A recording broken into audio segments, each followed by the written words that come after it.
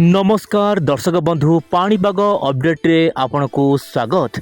दर्शक बंधु शीत दिन में वर्षा दिन भ्रम जगू राज्यर विभिन्न अंचल में प्रबल वर्षा तो कौटी मध्यम धरण वर्षा आपण सैटेलाइट इमेज देखु।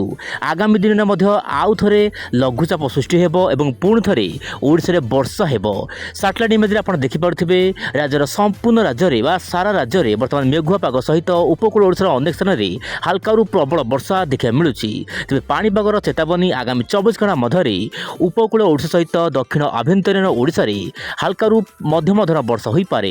आप देखु मालकानगिरी कोरापुट नवरंगपुर ता सहित आपणकर कंधमाल ता सहित गंजाम गजपति नयागढ़ खोर्धा या आखपाख अंचल में मध्यम प्रबल वर्षा देखा मिल पारे।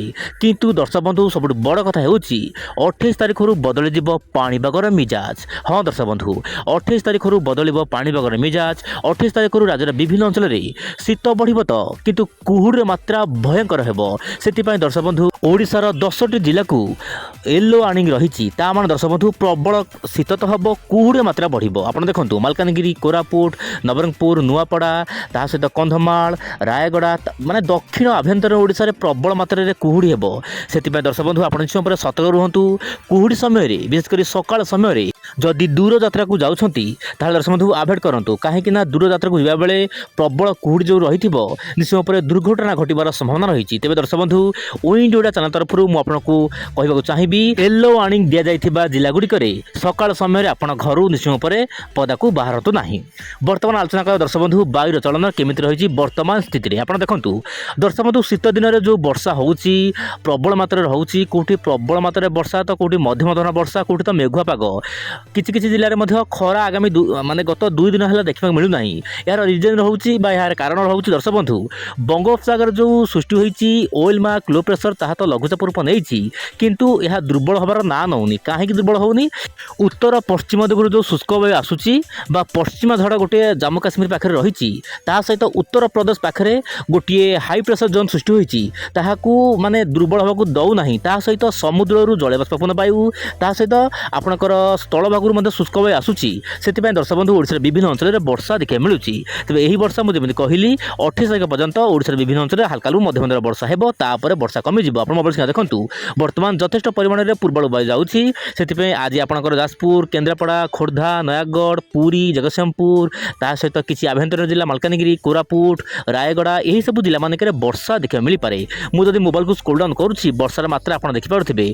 तेज दर्शक बंधु यही समय मध्य गोटे पश्चिम झड़ मध्य आसो। आप शुणी मुझे पूर्व भिडियो मैंने कही 28 तारिख पर जम्मू काश्मीर आखपाख अंचल में गोटे पश्चिम झड़ आसो। तापर उत्तर पश्चिम दिगरू शुष्क वायु आसो ठंडा वायु आसो। ऊपर माने पहाड़ अंचल में पश्चिम झड़ प्रभाव एवं उपकूल भारत में शीतर प्रभाव रमितिक ओडिशा हो पश्चिमबंग हो। आप मोबाइल देखु यही समय राज्य में वर्षा कमिज शीत बढ़। यही समय मध्य राजस्थान महाराष्ट्र ता सहित आपणकर उत्तर भारतर विभिन्न भाग में वर्षा देखा मिल पारे। एमतीक मध्यप्रदेश छत्तीसगढ़ झारखंड ता सहित आपणकर बिहार यही सब राज्य मानक वर्षा देखा मिल पारे। ता सहित ओडिशा में शीत बढ़। तेज दर्शक बंधु मोटामोटी कह गले आगामी दिन मानक शीतर प्रकोप बढ़ापी पाग अनुकूल हो पारे। तेज दर्शक बंधु मुझे गोटे मानचित्र देखा चाहिए। आप देखु ये हूँ भारतर मानचित्र। आप जो देखुं ब्लू रंग बा शाही रंगर जो ग्राफ देखुं यही सब राज्य मानक शीत बढ़ापी पाग संपूर्ण अनुकूल हेब आगामी सप्ताहे 2 सप्ताह बोली जहाँ लंग रेंज फोरकास्ट माध्यम सूचना मिलूँ। आप देखु ओडिशा रही सहित पश्चिमबंग मध्यप्रदेश उत्तर प्रदेश सिक्किम अरुणाचल प्रदेश यही सब राज्य मानक शीत बढ़। किंतु लाल रंगर आप देखिपे जम्मू काश्मीर रही दर्शक बंधु जम्मू काश्मीर पाखापाखि जो WD बा पश्चिम झड़ प्रबल मात्रा वर्षा कराइब। तेज देखिबार कथा आगामी दिन में पाणीपागर चित्र कौन रोचे। एवं आलोचना करवा मॉडल जो रही पूर्वानुमान आगामी 15 दिन मध्य कौन सब बदलुची नुआ नुआ अपडेट आसूची। आप देखु जीएफएस मॉडल दर्शक बंधु जीएफएस मॉडल तो लगातार इंडिकेशन दौची कि बंगोपसागर में लघुचाप पर लघुचाप पूर्व तो जीएफएस मॉडल कहूला आपंकर डिसेम्बर 28 तारिख पर लघुचाप आसबार आशंका ना और वर्षा कमिज सारा भारत में शीत बढ़।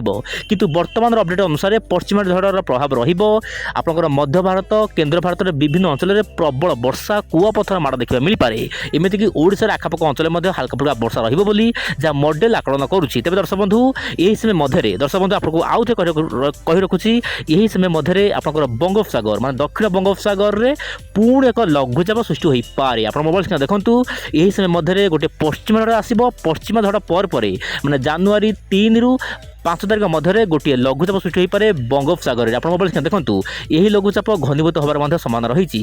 ତେବେ କେତେ ଘନୀଭୂତ ହେବ ତାହା କହିବା ବଡ଼ ମୁସ୍କିଲ, କାରଣ ଯେଉଁ ମଡେଲ ରହିଛି ଏହା କେବେ ବି ପରିବର୍ତ୍ତନ ହୋଇପାରେ। ସେଥିପାଇଁ ଦର୍ଶକ ବନ୍ଧୁ, ଆପଣ ଉଇଣ୍ଡ ଓଡ଼ିଆ ଚ୍ୟାନେଲ ସହିତ ପ୍ରତ୍ୟେକ ଦିନ ଜଡ଼ିତ ହୋଇ ରୁହନ୍ତୁ ଆଗାମୀ ଦିନର ପାଣିପାଗର ସମସ୍ତ ଅପଡେଟ୍ ପାଇଁ।